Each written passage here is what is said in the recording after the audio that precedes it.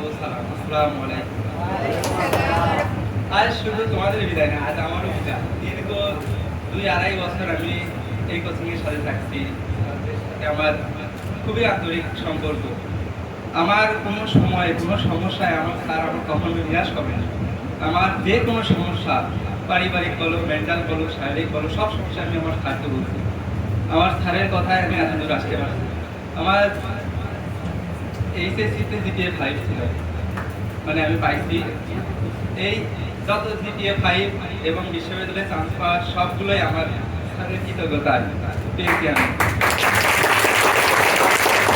আমার স্যারের নিরলস পরিশ্রম এবং আমার একবার চিত্রের অধ্যাবসায়ে আমি এত সুন্দর ফলাফল করতে পেরেছি।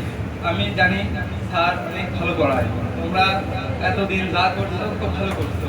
শুধু আত্মবিশ্বাসী হওয়া আর পরীক্ষার হলে দেয়